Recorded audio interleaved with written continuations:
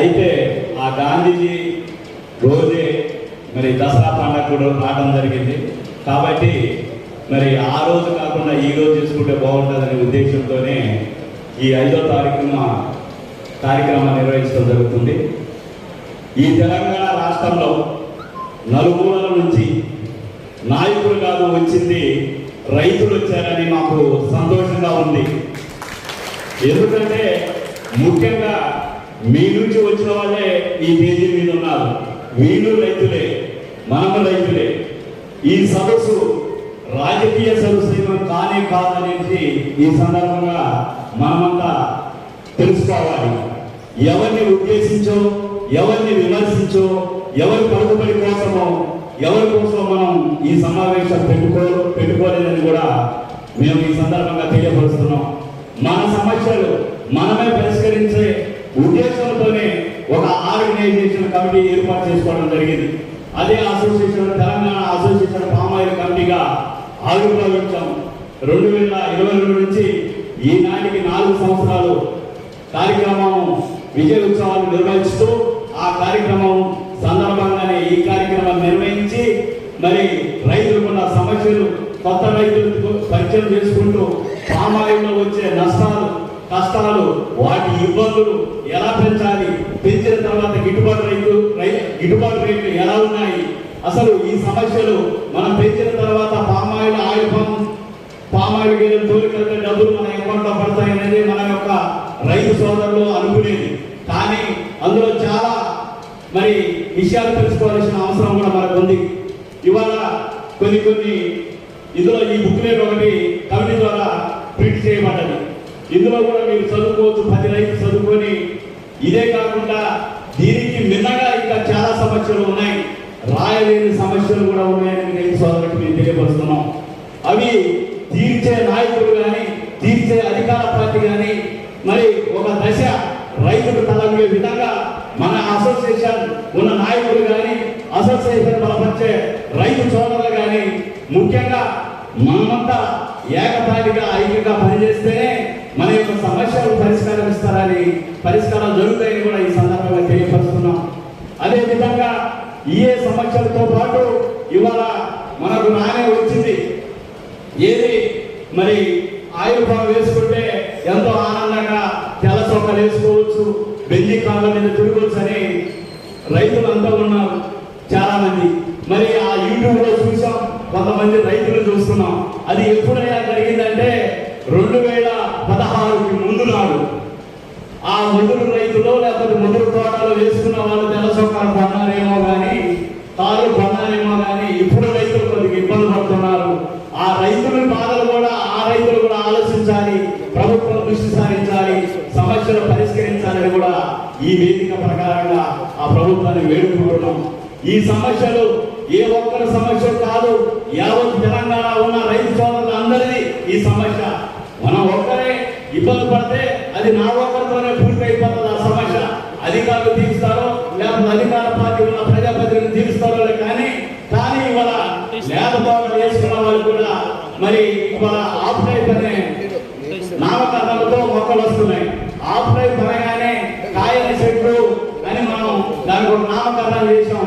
ఆ నామకరణం కూడా ఏ రైతులు చేసింది కాదు, ఆయిల్ ఫామ్ అధికారులే దానికి ఒక పేరు పెట్టారు, ఆఫ్లైన్ మొక్కలని.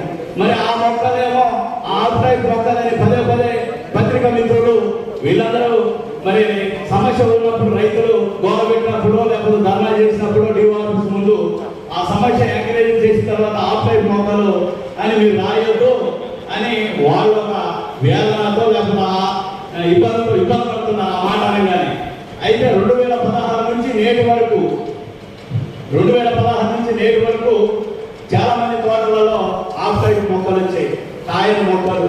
ఒక ఎకరానికి మరి 57 మొక్కలు, దరిదాపు 60 మొక్కలు మనం వేసుకుంటే అందులో ఒక 20 మొక్కలు కనుక ఆఫ్లైన్ మొక్కలు వస్తే అరెకరం పోయినట్టే. అట్లనే 5 ఎకరాలు తోట వేసుకుంటే 5 రోజుల 10 అంటే 2 ఎకరాలు పోయినట్టే కదా. 5 ఎకరాలలో మనం ఇవాళ కౌలుకించుకుంటే ఒక ఎకరం ₹1,00,000 కింద మనం ఇవాళ రేటు ప్రకారం ఇచ్చుకుంటున్నాం.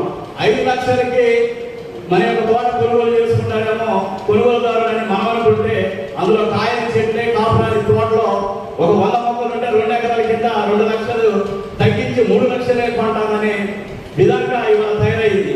అయితే ఈ యొక్క ఆఫ్ టైప్ కోసం, ఆఫ్ టైప్ మొక్కలు నిర్మూలన కోసం, ఆఫ్ టైప్ మొక్కల్ని పరిష్కరించడం కోసం ప్రభుత్వం ఏమైనా నష్టపరిహారం ఇస్తుందా అనే దాని మీద మేము అధికారులని అనేక విధాలుగా అనేక మంది రైతులు ఆ యొక్క డిఓ ఆఫీస్లో దరఖాస్తులు ఫిర్యాదులు చేసినా కూడా ఎవరు స్పందించకపోతే ఇదే అసోసియేషన్ అధ్యక్షుడు తుమ్మూరు మహేష్ రెడ్డి గారు, తర్వాత అలాగే మన రాంబాబు రైతు సంఘ రాంబాబు గారు అయితే ఏంటి, పుల్లయ్య గారు అయితే మిగతా రైతులు అందరం కలిసి ఈ సమస్య మన సమస్య కాదు, ఈ యొక్క రాష్ట్రంలో ఉన్న రైతు సోదరుల సమస్య అని ఇది కోర్టులో మేము కంప్లైంట్ పెట్టడం జరిగింది, కేసు వేయడం జరిగింది.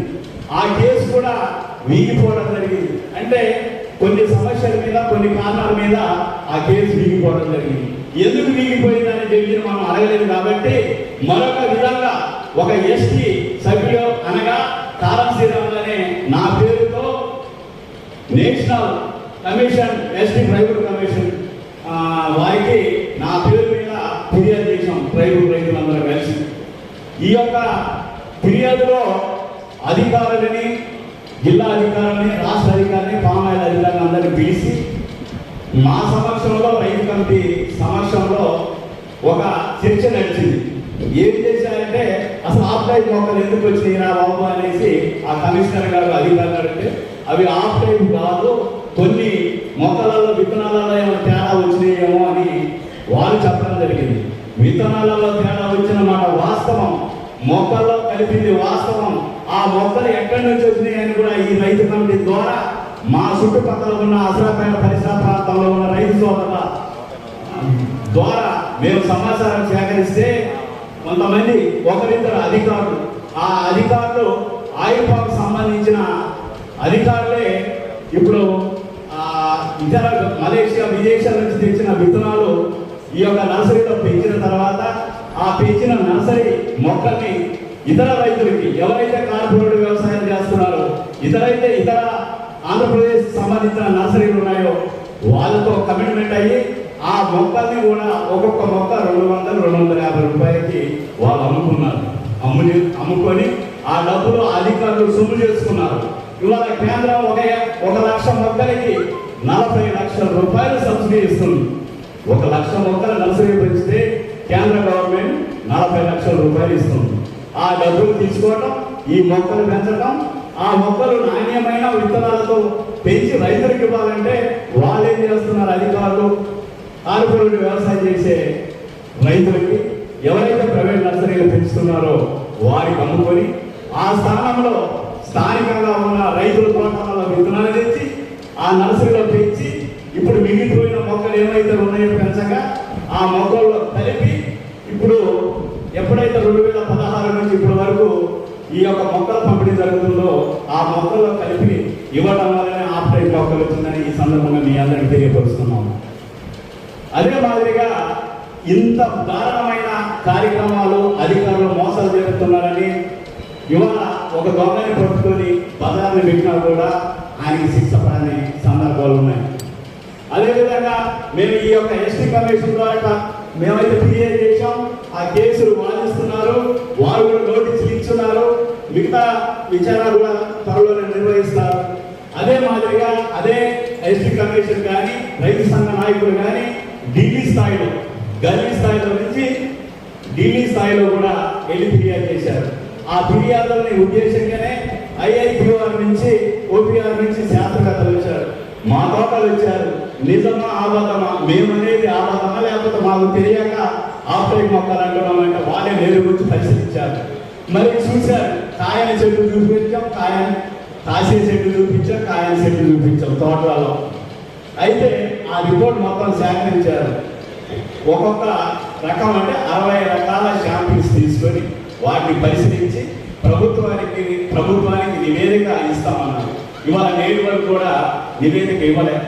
ఒక 30 రోజుల్లో నివేదిక కావాలని కమిషనర్ గారే తెలియపరచడం జరిగింది ఆయుపం అధికారాన్ని. వాళ్ళు ఇస్తామన్నారు, ఇంకెవ్వలేదు. ఇంకొక 10 రోజుల్లో 20 రోజుల్లో 40 రోజులు కానీ ఇస్తారేమో అని ఎదురు చూస్తున్నాం. ఈ సమస్య నేటితో కాకుండా ఇక మీద ఇంకా లేత తోటలు వేసుకున్న వాళ్ళకి కూడా సమస్య ఉంటుంది. ఇవాళ ఈ సమస్య పరిష్కారం కోసం పనిచేస్తున్న రైతు సభ్యులకి, రైతు నాయకులకి పేరు పేరున ధన్యవాదాలు తెలియపరుస్తున్నాను. అలాగే ఇక్కడ వచ్చిన రైతులందరికీ మీకు కూడా ఈ 4వ వసంతానికి పూర్తి చేసుకున్నందుకు మీకు కూడా అసోసియేషన్ సభ్యుల తరఫు నుంచి శుభాకాంక్షలు తెలియపరుస్తున్నాను. జై హింద్, జై మహామారి. Thank you. సందేశాన్ని ఇచ్చారు.